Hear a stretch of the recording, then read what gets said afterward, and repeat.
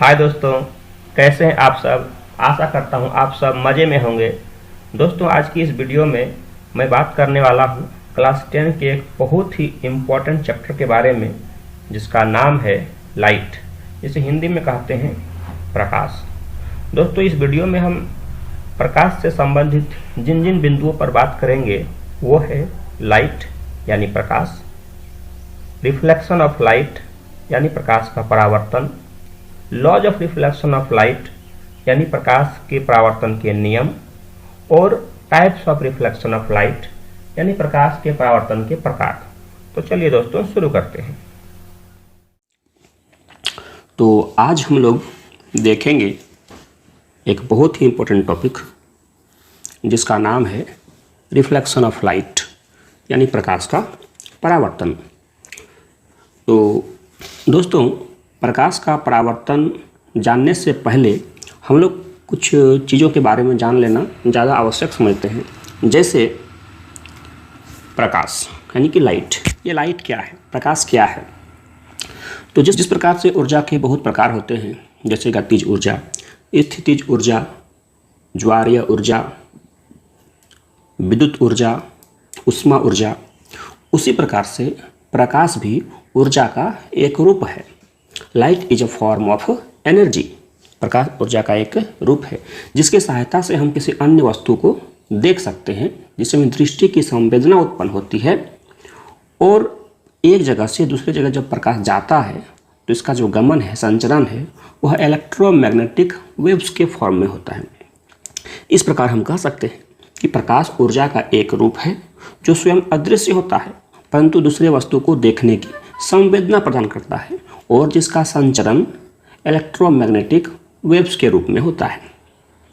Light is a form of energy which is invisible itself but gives the sensation of vision and it propagates in the form of electromagnetic waves. तो हम लोगों ने ये समझ लिया कि प्रकाश है क्या, लाइट है क्या, यह ऊर्जा का एक रूप है। चलिए हम लोग थोड़ा सा और कुछ देखते हैं। देखिए, हमारे स्क्रीन पर एक कैंडल है, एक मोमबत्ती है। यह मोमबत्ती जल रही है, यानी इसका प्रकाश निकल रहा है। तो क्या प्रकाश सिर्फ एक ही दिशा में जाएगा या किसी भी दिशा में जा सकता है? तो सीधी सी बात है कि प्रकाश सभी दिशाओं में जा सकता है। प्रकाश जो निकलता है किसी भी सोर्स से, किसी भी स्रोत से, तो वह सभी संभव दिशाओं में जा सकता है। तो जब वह सभी संभव दिशाओं में जा सकता है, इसका मतलब प्रकाश तो पूरा फैल जाएगा। तो हम यहाँ अपने इस चैप्टर में बात करेंगे एक बहुत इंपॉर्टेंट टर्म, एक पद के बारे में, एक वर्ड के बारे में, जिसका नाम होगा प्रकाश किरण। तो भाई, प्रकाश किरण क्या होता है, यानी कि लाइट रे क्या होता है? तो जैसा कि हम सभी जानते हैं, तो हम लोग बात कर रहे थे प्रकाश किरण के बारे में कि प्रकाश किरण क्या होता है। तो जैसे हम लोग जानते हैं एक छोटा सा चीज़ कि प्रकाश का जो प्रोपेगेशन होता है, मतलब प्रकाश जब जाती है तो वह एक स्ट्रेट लाइन यानी सरल रेखीय पाथ में जाती है। जैसे अगर प्रकाश का यहाँ पर लाइट का सोर्स ये है तो यहाँ से लाइट रे सीधे निकल कर जाएगी, ना कि वो ऐसे मुड़ेगी, कहीं मुड़ करके वो नहीं जाएगी, वो बेंड नहीं करेगी, ऐसे नहीं जा सकती। वो जब भी जाएगी तो वो इस तरह से वो स्ट्रेट लाइन पाथ में जाएगी। तो जब प्रकाश स्ट्रेट लाइन पाथ में जाती है तो उसका जो ये पाथ है, इसी पाथ का नाम प्रकाश किरण है। यानी हम कह सकते हैं the straight paths of the light is known as light ray. यानी प्रकाश का जो सीधी गमन करने का जो पाथ है, रास्ता है, उसी का नाम हमारा प्रकाश किरण है। तो हम लोग एक डायग्राम देखते हैं कि अगर हमारा एक मोमबत्ती है, इस मोमबत्ती से जब प्रकाश निकलेगी तो सभी दिशाओं में जाएगी। तो सभी दिशाओं में जिस पाथ से होकर के जाएगी, जिस रास्ते से होकर के जाएगी, उसी रास्ते का नाम है प्रकाश किरण। जैसा कि आप हमारे स्क्रीन पर देख सकते हैं, इस वक्त इस कैंडल से मैंने 7 प्रकाश किरण को दर्शाया है। आप देखिए यहाँ पर ध्यान देने वाली बात यह है कि पहला प्रकाश किरण, दूसरा प्रकाश किरण, तीसरा प्रकाश किरण, चौथा प्रकाश किरण, पांचवा प्रकाश किरण, छठा प्रकाश किरण, और ये हमारा हो गया 7वां प्रकाश किरण। तो क्या इस मोमबत्ती से सिर्फ 7 ही प्रकाश किरण निकल सकता है? नहीं, कोई भी लाइट सोर्स से अनंत प्रकाश किरण निकल सकता है। हम अपनी आवश्यकता के अनुसार 1-2 प्रकाश किरण को चित्र में दिखाते हैं, अपनी आवश्यकता के अनुसार। ऐसी बात नहीं है कि अगर मैं 7 बनाया हूँ तो 7 प्रकाश किरण ही निकलेगा, अनंत प्रकाश किरण निकल सकता है। तो जब हम लोगों ने प्रकाश को समझ लिया, प्रकाश किरण को समझ लिया, तो चलिए हम लोग अब अपने अगले टॉपिक की तरफ बढ़ते हैं। हमारा अगला टॉपिक है प्रकाश का परावर्तन। और प्रकाश का परावर्तन से पहले हम लोग दो चीज़ पर रिवाइज करेंगे। पहला चीज़ ये हम लोग जो जानते हैं कि प्रकाश सीधी रेखा में गमन करती है, मतलब light travels in a straight line path. और दूसरा चीज़ हम लोग ये जानने की कोशिश करेंगे कि अगर कोई प्रकाश किरण किसी सरफेस से टकराता है तो क्या होता है। थोड़ा सा हम इसका ब्रीफ बात करेंगे। सपोज हमारे पास ये एक सरफेस है, जैसा कि आप हमारे स्क्रीन पर देख सकते हैं, और यहाँ से एक लाइट रे यानी कि प्रकाश किरण किसी सोर्स से आती है और इस जगह पर आकर टकराती है। तो जब वो इस जगह पर टकराएगी तो प्रकाश का तीन चीज़ होता है। कुछ भाग परावर्तित हो जाती है यानी कि रिफ्लेक्ट हो जाती है, और कुछ भाग जो होता है वो उसको ये जो ऑब्जेक्ट है इसको एब्जॉर्ब कर लेता है, और उसके बाद कुछ भाग जो होता है वो बाहर निकल जाता है, यानी इसको हम लोग कहते हैं ट्रांसमिट हो जाना। तो इस तरह से हम लोगों ने क्या देखा कि जब लाइट किसी ऑब्जेक्ट पर पड़ता है तो कुछ पार्ट उसका रिफ्लेक्ट हो जाता है, कुछ पार्ट वो ऑब्जर्व कर लेती है, सोख लेती है, और कुछ पार्ट को वो अपने से पार होने देती है, जिसको ट्रांसमिट करते हैं। तो हम लोग ऊंचे क्लासों में और अन्य टर्म्स के बारे में जानेंगे। हमारा जो अभी क्लास 10 में जो जानने का आवश्यकता है वो सिर्फ हम रिफ्लेक्शन को ही जानेंगे। तो चलिए हम लोग अपने टॉपिक की तरफ आते हैं। तो हम लोग देखेंगे कि प्रकाश का परावर्तन है क्या। सीधी सीधी बात है कि जब कोई प्रकाश किसी भी सरफेस से टकराता है तो टकरा करके अगर वह उसी मीडियम में वापस चला जाता है तो इसी घटना को हम लोग बोलते हैं प्रकाश का परावर्तन। यानी जब प्रकाश किरण किसी सरफेस पर टकराती है और टकरा करके पुनः उसी माध्यम में लौट जाती है तो इस घटना को हम लोग बोलते हैं प्रकाश का परावर्तन। The bouncing back of light रे from a surface is called reflection of light. चलिए हम लोग इसको देखने का कोशिश करते हैं। चलिए मान लेते हैं हमारे पास ये एक सरफेस है। सरफेस का नाम दे रहा हूँ मैं एम एन हमारा कोई एक सरफेस है। आप नाम कुछ भी दे सकते हैं, MN XY A भी कुछ भी दे सकते हैं। और एक लाइट सोर्स है, आप हमारे स्क्रीन पर देख सकते हैं एक लाइट सोर्स दिखा होगा आपको, बल्ब है ये। तो इस बल्ब से जब प्रकाश निकलेगी तो प्रकाश तो सभी दिशाओं में जाएगी, इधर भी जा सकती है, इधर भी जा सकती है, इधर भी जा सकती है, इधर भी जा सकती है, इधर भी जा सकती है, इधर भी जा सकती है, सभी दिशाओं में जा सकती है। लेकिन मैं अपनी आवश्यकता के लिए एक लाइट रे लूँगा। ये देखिए एक लाइट रे मैंने लिया जो इस लाइट सोर्स से निकल कर इस सरफेस पर आकर के टकराया। जिस जगह पर टकराया उसका नाम मैं दे रहा हूँ O। अब क्या होता है, जैसे ही इस सरफेस से टकराएगा तो टकराने के बाद वह फिर से उसी मीडियम में वापस लौट जाएगा। ध्यान दीजिए मैं एक वर्ड इस्तेमाल कर रहा हूँ उसी मीडियम, यानी कि मीडियम, माध्यम। तो यहाँ जो हमारा माध्यम है जिसको मैं मीडियम कह रहा हूँ, मैं मान लेता हूँ ये हमारा एयर है, हवा है। तो देखिए प्रकाश जो आया था वह कहाँ से आया था, एयर से आया था, हवा से आया था, और वापस कहाँ चला गया, एयर में चला गया। इसका मतलब जिस माध्यम से प्रकाश आया था, जिस मीडियम से प्रकाश आया था, उसी मीडियम में वापस चला गया। ध्यान दीजिए एक चीज़, रिफ्लेक्शन ऑफ लाइट में मीडियम चेंज नहीं होता है। अगर मीडियम चेंज हो रहा है इसका मतलब है वहाँ पर रिफ्लेक्शन नहीं हो रहा है। अब देखिए यहाँ पर जो लाइट रे आ रही है उस लाइट रे को हम क्या कहते हैं, उसे हम कहते हैं इंसिडेंट लाइट रे, यानी कि आपतित प्रकाश किरण।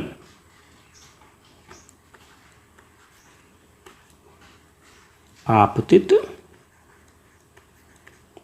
प्रकाश किरण, इसको हम लोग बोलते हैं इंग्लिश में इंसिडेंट रे।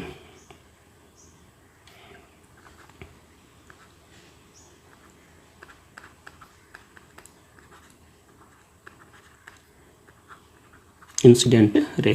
और जो प्रकाश किरण वापस चली गई है इसे हम कहते हैं परावर्तित प्रकाश किरण।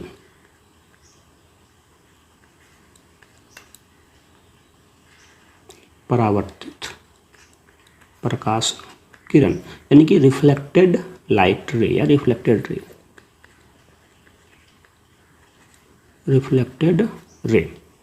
अब क्या है, ये जो पॉइंट है जहाँ पर आकर के ये इंसिडेंट हुई है, आपतित हुई है, यहाँ पर इस पॉइंट को हम लोग बोलते हैं आपतन बिंदु। आपतन बिंदु, point of incidence, point of incidence. तो देखिए हमारे पास तीन टर्म हुए, एक इंसिडेंट रे यानी कि आपतित किरण, चलिए मैं इसका नाम देता हूँ। यहाँ से जो लाइट रे आ रही है मैं इसका नाम देता हूँ ए, और जो वापस चली गई इसका नाम देता हूँ मैं बी। तो यहाँ पर मैंने क्या देखा, जो ए ओ है वो है इंसिडेंट रे यानी आपतित किरण,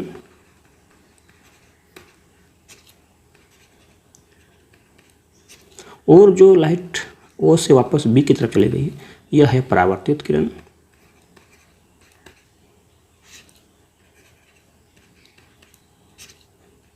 इसको हम लोग कहते हैं इंसिडेंट रे, और इसको हम लोग कहते हैं रिफ्लेक्टेड रे।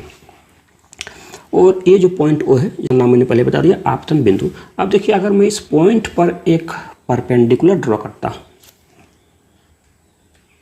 ये जो आप रेड कलर का लाइन देख रहे हैं, जो डॉट डॉट लाइन है, वह इस सरफेस की एम एन पर परपेंडिकुलर है। चलिए मैं यहाँ पर नाम देता हूँ इसका, कुछ भी नाम दे देता हूँ मैं, चलिए नाम देता हूँ पी। पी ओ जो है, यहाँ पर ध्यान देने वाली बात है, पी ओ जो है वह परपेंडिकुलर है एम एन पर। अब देखिए यहाँ जो परपेंडिकुलर मैंने ड्रॉ किया, जो मैंने अभी लंब खींचा, इसका नाम है अभिलंब, यानी हम बोलेंगे इसको अभिलंब या नॉर्मल, नॉर्मल, या इसी को हम बोलेंगे अभिलंब। अब देखिए दो चीज़ यहाँ इंपॉर्टेंट है, एक हमारा यहाँ पर एक एंगल बन रहा है और एक हमारा दूसरा एंगल यहाँ बन रहा है। यहाँ जो बन रहा है एंगल, उसको हम रिप्रेजेंट करते हैं आई से, और यहाँ जो एंगल बन रहा है इसको रिप्रेजेंट करते हैं आर से। तो देखिए दो चीज़ है, एंगल आई, एंगल आर। चलिए मैं इसको लिख रहा हूँ, यहाँ पर ध्यान देंगे, एंगल आई, ये जो एंगल आई है ये क्या है, एंगल ए ओ पी, यानी ये जो एंगल है आपतित किरण और अभिलंब के बीच बन रहा है। इसको हम लोग बोलते हैं आपतन कोण, इसको हम लोग क्या बोलते हैं, आपतन कोण। और यहाँ जो एंगल बन रहा है एंगल आर, एंगल आर, ये एंगल कौन सा है, एंगल बी ओ पी, इसको हम लोग कहते हैं परावर्तन कोण। तो हमारे पास दो चीज़ हो गया, एक angle I, angle R. Angle I angle of incidence, और जो आर है उसको एंगल ऑफ रिफ्लेक्शन। तो हम लोगों ने अभी मुख्य रूप से क्या क्या चीज़ देखा है। सबसे पहले प्रकाश का परावर्तन, जब कोई प्रकाश सोर्स से निकलकर लाइट की सरफेस से टकराती है और टकरा के फिर से उसी मीडियम में वापस लौट जाती है, तो इसको हम लोग कहते हैं रिफ्लेक्शन ऑफ लाइट। जो लाइट रे आती है उसे हम लोग बोलते हैं इंसिडेंट रे, जो सरफेस से टकरा के वापस लौट जाती है उसे हम लोग कहते हैं रिफ्लेक्टेड रे, और जिस पॉइंट पर यह आकर के टकराती है उसे कहते हैं पॉइंट ऑफ इंसिडेंस यानी कि आपतन बिंदु। और अगर उस पॉइंट पर हम एक परपेंडिकुलर ड्रॉ करते हैं, एक लंब खींचते हैं, तो उसको हम लोग बोलते हैं नॉर्मल। और नॉर्मल और आपतित किरण यानी कि इंसिडेंट रे के बीच जो एंगल बनता है उसको हम लोग बोलते हैं आपतन कोण। अगर हम परिभाषा देना चाहें तो क्या बोल सकते हैं, आपतित किरण और अभिलंब के बीच बने कोण को आपतन कोण कहते हैं। The angle between incident ray and normal is known as angle of incidence. और उसी प्रकार से अगर हम लोग बोलना चाहेंगे कि परावर्तन कोण किसे कहते हैं, तो हम बोल सकते हैं परावर्तित किरण और अभिलंब के बीच जो कोण बनता है उसको हम लोग कहते हैं परावर्तन कोण। The angle between reflected ray and normal is known as angle of reflection. तो इस तरह से हम लोगों ने एंगल ऑफ रिफ्लेक्शन को समझा। चलिए हम लोग एक एनिमेशन के माध्यम से एंगल ऑफ रिफ्लेक्शन को थोड़ा और बढ़िया से समझने का प्रयास करते हैं। जैसा कि आप हमारे स्क्रीन पर देख सकते हैं, ये कोई मीडियम है और यहाँ पर एक हमारा एक प्लेन मिरर है, और उस प्लेन मिरर पर जब मैं इस टॉर्च से या कोई भी लाइट सोर्स से लाइट रे इंसिडेंट कराता हूँ, तो देखिए जैसे ही मैं इंसिडेंट कराता हूँ तो एक लाइट रे आ रही है, और आने के बाद देखिए यहाँ से वो लाइट रे वापस रिफ्लेक्ट हो जा रही है। ध्यान देने वाली बात ये देखिए, यहाँ पर जो एंगल बन रहा है इसे हम कहते हैं एंगल ऑफ इंसिडेंस, या इसको हम लोग कहते हैं आपतन कोण। और यहाँ पर जो कोण बन रहा है आप हमारे स्क्रीन पर देख सकते हैं, इसे हम लोग कहते हैं परावर्तन कोण या एंगल ऑफ रिफ्लेक्शन। अब देखिए जैसे ही आपतन कोण का मान बदलेगा तो वैसे ही परावर्तन कोण का मान भी बदलेगा, यानी एंगल ऑफ इंसिडेंस जिस प्रकार से चेंज होगा उसी के अकॉर्डिंग एंगल ऑफ रिफ्लेक्शन भी चेंज होगा, लेकिन दोनों का वैल्यू हमेशा समान होगा। ऐसा हमारा जो प्रकाश के परावर्तन का नियम है वो कहता है। मैं देखता हूँ चेंज करके क्या परिवर्तन आता है। देखिए अभी क्या होता है, एंगल ऑफ इंसिडेंस, चलिए मैं 60 डिग्री रखता हूँ, 60, 60 डिग्री।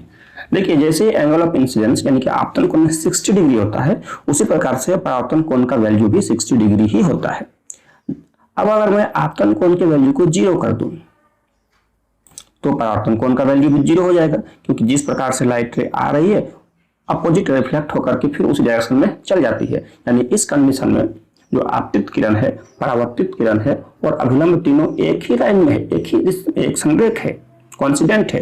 यानी इंसिडेंट रे, रिफ्लेक्टेड रे और नॉर्मल तीनों कोइंसिडेंट है, एक ही लाइन पर तीनों आगे, इसलिए एंगल ऑफ इंसिडेंस भी 0 और एंगल ऑफ रिफ्लेक्शन भी 0। ये बहुत इंपॉर्टेंट है, अक्सर इसमें क्वेश्चन पूछा जाता है कि अगर कोई प्रकाश किरण समतल दर्पण के नॉर्मल या अभिलंबवत उस पर पड़ता है तो एंगल ऑफ इंसिडेंस कितना होगा और एंगल ऑफ रिफ्लेक्शन कितना होगा। तो उस परिस्थिति में एंगल ऑफ इंसिडेंस भी 0 डिग्री होगा और एंगल ऑफ रिफ्लेक्शन भी 0 डिग्री ही होगा। तो इस तरह से हम काफी आसानी से प्रकाश के परावर्तन यानी कि रिफ्लेक्शन ऑफ लाइट को समझ सकते हैं। हमारा अगला टॉपिक है, उस पर हम लोग चर्चा करते हैं। हमारा अगला टॉपिक है प्रकाश के परावर्तन का नियम। तो जिस तरह से हम लोगों ने अभी प्रकाश का परावर्तन देखा, तो प्रकाश के परावर्तन से संबंधित कुछ नियम भी है। क्या नियम है? चलिए ये एक हमारा सरफेस है एक्स वाई और यहाँ से एक लाइट रे इंसिडेंट होती है। देखिए जरा ये स्ट्रेट नहीं हुई है, बट अब माइंड नहीं करना। और यहाँ से वह रिफ्लेक्ट हो गई। मैं नाम देता हूँ ए ओ बी। तो देखिए हमारे पास जो टर्म्स हैं अभी जो डायग्राम में दिख रहा है, ए ओ जिसको हम लोग बोलते हैं इंसिडेंट रे यानी कि आपतित किरण,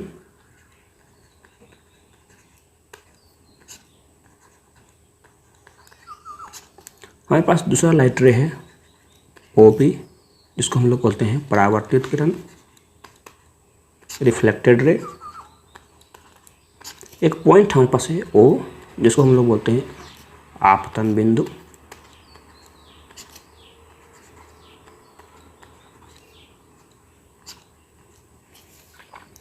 अब देखिए मैं एक परपेंडिकुलर ओ पॉइंट पर ड्रॉ करता हूँ, मैं इसका नाम देता हूँ एम। तो यहाँ पर क्या है, एम ओ हमारा अभिलंब है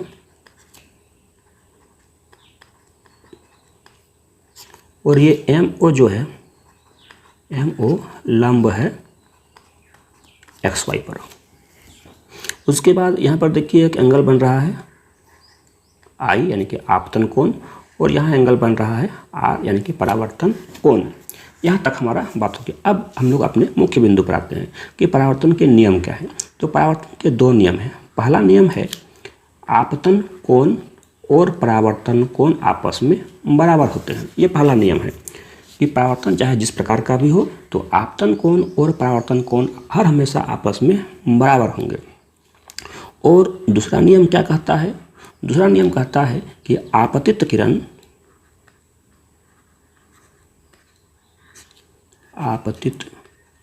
किरण, दूसरा है परावर्तित किरण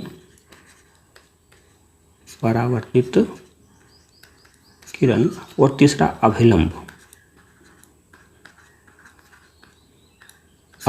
ये तीनों आपतित किरण, परावर्तित किरण और अभिलंब ये तीनों एक ही तल में होंगे, एक ही तल में होंगे। यही हमारा परावर्तन का नियम है। तो परावर्तन के कितने नियम हो गए? दो नियम। पहला आपतन कोण और परावर्तन कोण आपस में बराबर होते हैं और दूसरा आपतित किरण, परावर्तित किरण और आपतन बिंदु पर खींचा गया अभिलंब तीनों एक ही तल में होते हैं। चलिए हम लोग थोड़ा सा कुछ एग्जाम्पल देखते हैं। जैसे एक लाइन में ड्रॉ करता हूँ और यहाँ से मैं एक इंसिडेंट ले आता हूँ और यहाँ पर मैं एक परपेंडिकुलर ड्रॉ कर रहा हूँ। यहाँ से ये लाइट रिफ्लेक्ट होके जा रही है। मैं यहाँ पर एक एंगल बनाता हूँ, यह एंगल है 30 डिग्री। तो क्वेश्चन है कि आपको आपतन कोण यानी आपतन कोण I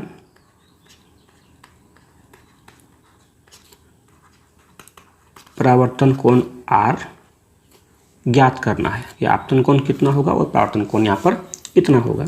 चलिए हम लोग इसको पहले नेमिंग करते हैं। मैं नाम देता हूँ X Y A O B M। ध्यान से अगर इस चित्र को देखा जाए तो हमारे पास जो यहाँ एंगल 30 डिग्री है, क्या ये आपतन कोण है? बिल्कुल नहीं, ये आपतन कोण नहीं है, क्योंकि आपतन कोण आपतित किरण और अभिलंब के बीच का कोण होता है। तो आपतित किरण हो गया AO और अभिलंब हो गया OM। इसका मतलब यहाँ पर जो हमारा एंगल बन रहा है ये हमारा आपतन कोण है, ये हमारा आपतन कोण है यहाँ पर I, और यहाँ हमारा हो गया ये परावर्तन कोण। चलिए अगर हम लोग बाय ज्योमेट्री की बात करते हैं, ज्यामिति के अनुसार हम लोग जानते हैं अगर यदि MO परपेंडिकुलर XY, इसका मतलब एंगल MOX जो होगा वह 90 डिग्री के इक्वल होगा। अगर MOX 90 डिग्री के इक्वल होगा तो हम इसको लिख सकते हैं MOA plus angle AOX equal to भी 90 डिग्री होगा। अब देखिए एंगल MOA या AOM, यही तो हमारा एंगल इंसिडेंस है, आपतन कोण है, और यहाँ हमारा ये जो दिख रहा है AOX, ये हमारा दिख रहा है 30 डिग्री, ये हो गया 90। इसका मतलब हो गया एंगल I जो निकलेगा जब इसको हम माइनस करेंगे तो ये हो जाएगा हमारा 60 डिग्री। तो हमारे पास क्या मिला? हमको angle I equal to 60 degree मिल गया।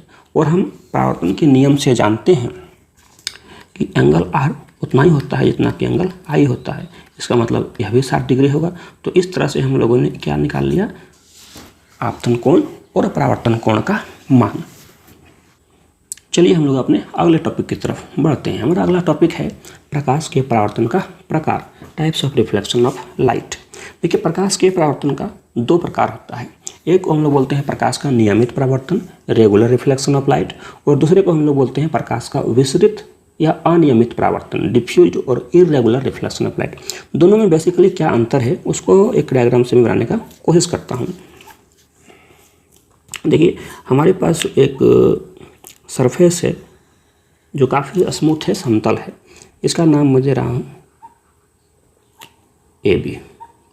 और हमारे पास इसमें से क्या है, लाइट सोर्स से बहुत सारा लाइट रे आ रहा है और सारे लाइट रे एक दूसरे के पैरेलल हैं। मैं 4 लाइट रे यहाँ पर ड्रॉ कर रहा हूँ। अब देखिए जब इस सरफेस पर पड़ेंगे तो चारों लाइट रे का जो रिफ्लेक्शन होगा वह सेम पैटर्न पर होगा, एक ही जैसा होगा। जिस तरह से वो आ रहे हैं उसी प्रकार से वापस चले जाएंगे। तो इस तरह का जो रिफ्लेक्शन होता है उसको हम लोग बोलते हैं नियमित परावर्तन। नियमित परावर्तन। अब देखिए हमारे पास एक और सरफेस है, ये देखिए उबड़ खाबड़ सरफेस है। चलिए इसका नाम देता हूँ मैं XY। अब इसमें भी लाइट रे इंसिडेंट हो रही है जो कि पैरेलल है, समांतर है। देखिए मेरा डायग्राम में थोड़ा टेढ़ा मेढ़ा हो जा रहा है, इसको इग्नोर करेंगे, माइंड नहीं करेंगे, इसको मैं पैरेलल मानता हूँ। अब क्या होता है, चूंकि इसका सरफेस इरेगुलर है तो कोई लाइट रे इधर चल जाएगी, कोई इधर चल जाएगी, कोई ऐसे निकल जाएगी, कोई ऐसे चल जाएगी। मतलब जो भी इसमें रिफ्लेक्शन हो रहा है सभी लाइट रे में एक जैसी समानता नहीं है। तो इस तरह के हम लोग रिफ्लेक्शन को बोलते हैं इरेगुलर रिफ्लेक्शन, या प्रकाश का विसरित परावर्तन, या प्रकाश का अनियमित परावर्तन, जिस नाम से भी आप इसको पुकारें। विसरित परावर्तन या इरेगुलर रिफ्लेक्शन, डिफ्यूज्ड रिफ्लेक्शन। चलिए मैं यहाँ पर एक प्रश्न आपसे पूछता हूँ। अभी हम लोग कुछ देर पहले प्रकाश के परावर्तन का नियम देखा था, तो मैं पूछता हूँ प्रकाश के परावर्तन का नियम नियमित परावर्तन के लिए लागू होता है या अनियमित परावर्तन के लिए लागू होता है? सोचिए, क्या आपने सोच लिया? बिल्कुल सही। प्रकाश का परावर्तन का नियम सभी प्रकार के सरफेस के लिए लागू होगा, सभी प्रकार के सरफेस के लिए लागू होगा। इसका मतलब है कि अगर यहाँ हम लोग I और R ड्रॉ करते हैं और यहाँ भी हम लोग I और R ड्रॉ करेंगे तो सभी जगह पर आपतन कोण परावर्तन कोण के बराबर होगा और सभी जगह पर आपतित किरण, परावर्तित किरण और अभिलंब तीनों एक ही तल में होंगे। तो इस प्रकार से हम लोगों ने अभी इस चैप्टर में प्रकाश, प्रकाश किरण, प्रकाश का परावर्तन और प्रकाश के परावर्तन के नियम तथा प्रकाश के परावर्तन के प्रकार, इतनी चीज़ों पर डिस्कस किया, इतनी चीज़ों को समझा। तो दोस्तों कैसी लगी ये वीडियो? अगर वीडियो अच्छी लगी तो इसे लाइक करें। अगर वीडियो आपको बहुत अच्छी लगी तो इसे दूसरे लोगों के साथ शेयर करें ताकि उनको भी इससे कुछ लाभ मिल सके।